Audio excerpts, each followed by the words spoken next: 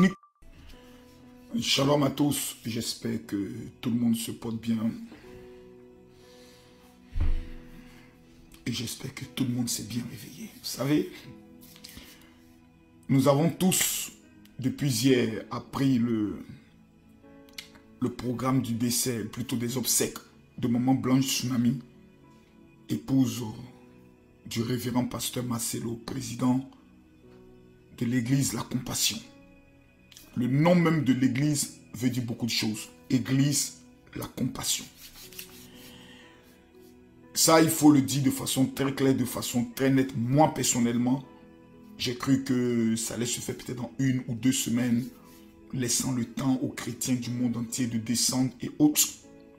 Et j'ai vu plusieurs personnes qui mettaient les commentaires, mais pourquoi si tôt, mais pourquoi si tôt, etc., etc.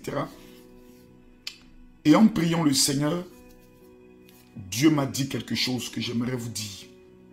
Quand vous ne connaissez pas la douleur d'une personne, parce qu'il y a un fait qui est là. Tant que vous n'avez pas encore fait l'enterrement, votre blessure s'agrandit de jour en jour. C'est pour cela, chez les musulmans, une fois que quelqu'un décède, dans les 48 heures, souvent on l'enterre. Souvent le lendemain, ils ne tardent pas. Parce qu'ils disent, Dieu a donné, Dieu a repris. C'est nous les chrétiens qui sommes encore dans cette polémique de mort.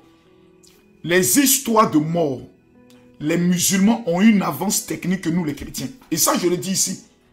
Vous n'allez jamais voir un musulman décédé et entendre des rumeurs, entendre des polémiques.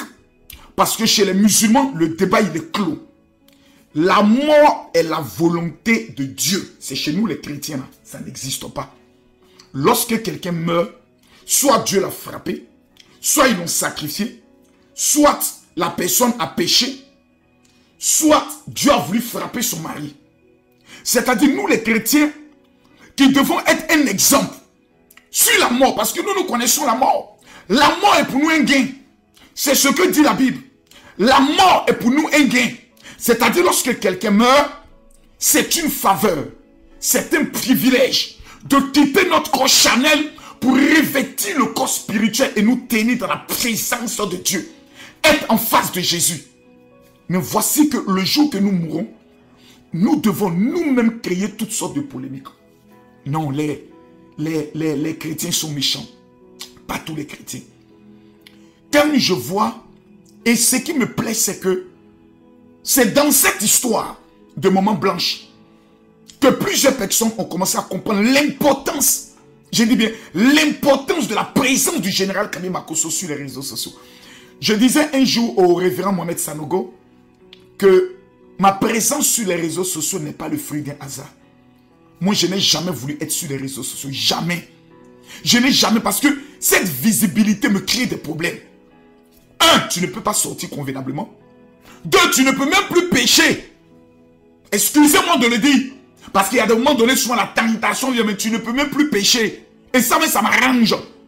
Parce que si j'étais un homme à femme, demain, une jeune fille allait se lever pour dire, je sortais avec celui-ci, je sortais avec ce pasteur, je sortais et mon nom allait être dans la bouche. Jamais on a entendu Kami Makosso, en dehors de moi qui vient me confesser, qu'une jeune fille est venue parler de moi. Jamais. Jamais en 7 ans de présence sur les réseaux sociaux, on a entendu quelqu'un venir dire, je connais cet homme, il m'a escroqué, ne serait-ce que 1 euro, ou ne serait-ce que 5 francs CFA ou 1 dollar. Jamais en 7 ans de présence, malgré tout ce qu'on dit. Mais j'ai compris que ma présence sur les réseaux sociaux allait être déterminante pour certains pasteurs. Rappelez-vous, quand des gens étaient prêts à enterrer le pasteur, je peux le dire, Moïse Mbie, vous vous rappelez très bien, qui est celui qui était sur les réseaux à faire la bataille pour tuer cette affaire? C'est Kami Makosso. Lorsque des personnes voulaient éteindre un homme comme Fali Poupa, qui était sur les réseaux? C'est Kami Makosso. Lorsque des personnes étaient déchaînées à vouloir abattre un archevêque tel que l'archevêque Kodjaki Vincent, qui a pris le risque sur les réseaux sociaux? C'est Kami Makosso. Souvenez-vous en Côte d'Ivoire, le pasteur qui a été frappé, battu dans les rues pour une question de loyer. Qui a pris les responsabilités sur les réseaux?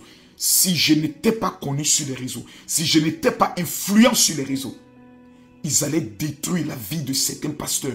Comme aujourd'hui, certaines personnes se disent, voici. Et remarquez la plupart des personnes qui attaquent le pasteur Marcelo dans ces temps-ci, qui sont-ils? Remarquez bien, ce ne sont pas des pasteurs. Ce ne sont pas des chrétiens. Ce sont des personnes qui font la pratique et qui font la promotion de la culture ancestrale. Des personnes qui veulent nous ramener comme les Kamites à adorer la tête de nos ancêtres, les traditions, donc des féticheurs. Ce sont eux qui s'attaquent à lui. Oh, qu'est-ce que sa femme est allée faire en Turquie? Oh, moi, j'étais en Turquie. Vous ne connaissez pas la Turquie. Et j'aimerais demander aux analphabètes notoires, aux illettrés bibliques de fermer leur gueule. L'église d'Éphèse est en Turquie. L'église de Corinthe est en Turquie. L'église de, si je me trompe encore, l'église de Laodicée est en Turquie. Vous ne connaissez même pas la Turquie. Faites l'histoire. Lorsque Marie quitte Jérusalem, parce que les gens recherchaient à tuer Marie, elle et Jean sont allés se réfugier où? Mais en Turquie. L'île de Patmos n'est pas loin de la Turquie. C'est là qu'on a capturé Jean. C'est là qu'on l'a déporté. Il a fini ses jours où? À Éphèse. Moi, j'étais en Turquie entre la vie et la mort. Supposons qu'on vous avait appelé et on vous avait informé que le général Kami Makosso est mort en Turquie. Tout le monde allait dire, peut-être que Makosso était allé faire une chirurgie. Vous êtes méchants. Vous êtes méchants. Vous êtes méchants. La Turquie, en matière de beauté d'un pays, quand tu veux prendre des vacances, la Turquie est l'un des pays les plus merveilleux. C'est la transition entre l'Europe et l'Asie. Au niveau des activités commerciales, des vêtements moins chers, c'est en Turquie. Une personne sera en Turquie. Prenons maintenant le cas de la médecine. Sur le plan médical, les Turcs ont une avance technique sur plusieurs pays. J'ai dit même plusieurs pays. Tu peux souffrir par exemple d'un petit bobo. Par exemple, il y a ce qu'on appelle les femmes qui accouchent et après le cou gonfle. Tu peux aller pour te refaire. Ce n'est pas un péché. Ce n'est pas un délit. Ce n'est pas un crime. Il y a des personnes qui vont en Turquie juste pour se reposer. Pourquoi nous voulons absolument vouloir détruire le pasteur Marcelo à tout prix? Sans penser même à ses enfants. La situation dans laquelle ils sont. Vous savez, si vous n'avez pas peur de l'homme, ayez au minimum peur de Dieu. Moi j'en parle. Non pas pour attirer sur moi une visibilité. Je suis déjà visible. J'ai plus de 7 millions d'abonnés. La visibilité ne donne rien. Ma page n'est pas monétisée. Parce que si elle était monétisée, dès que vous vous connectez, vous aurez vu des publicités. Elle n'est pas monétisée. Mais j'ai traversé cette situation qui est une situation catastrophique. Qui est une situation qui te suit à vie. Et surtout, lorsque des rumeurs s'accompagnent, tu ne t'en remets plus. Des personnes se lèvent aujourd'hui et disent, c'est le prix à payer parce qu'il a fait une publication en disant, vous ne savez pas le prix à payer pour certaines personnes pour monter à la gloire. Il parle des blessures, des moments de sacrifice où il n'y avait pas à manger, où là, personne ne croyait en toi, où tu ne portais qu'une seule chemise. Vous prenez cela, vous interprétez cela autrement. Pourquoi vous êtes aussi méchant?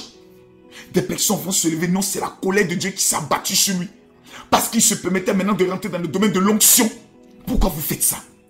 J'ai vu la vidéo d'un homme de Dieu où il disait qu'il faut prier pour la résurrection de Maman Blanche. Oh mon frère, ton message m'a touché. Ton message m'a touché. Et je peux te dire que, oui, c'était une option.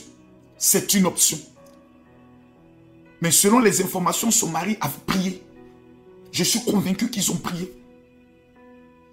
Mais tu sais, quand ces gens de situations souvent s'abattent sur toi, souvent même la force de prier, tu ne l'as plus.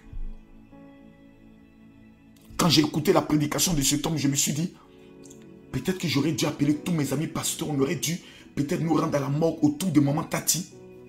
Mais moi j'ai prié. Mais la prière était tellement difficile. J'ai dit, Seigneur, ramène ma femme, ramène ma femme.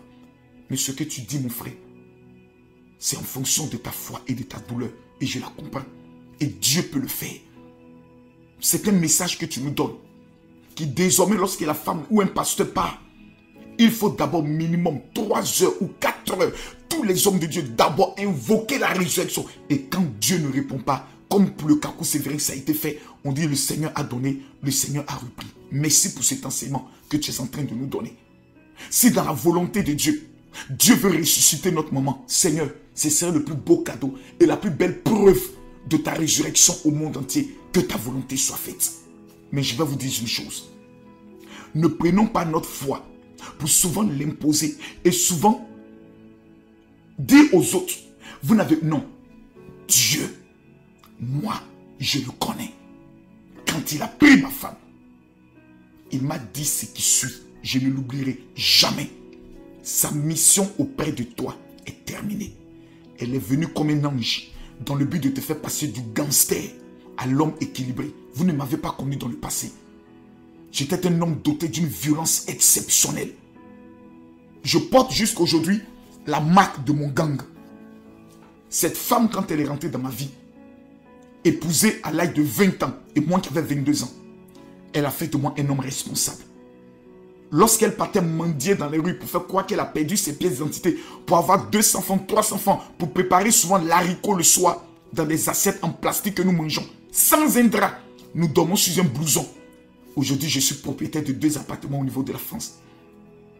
Je gère mon entreprise immobilière de près de 800 millions de francs CFA chaque année. Mes enfants sont tous chefs d'entreprise. Si je n'avais pas connu cette femme, qu'est-ce que je serais devenu aujourd'hui? Ces gens de femmes viennent dans nos vies comme des anges, avec des missions précises. Et après, le Seigneur les rappelle à elles pour tester.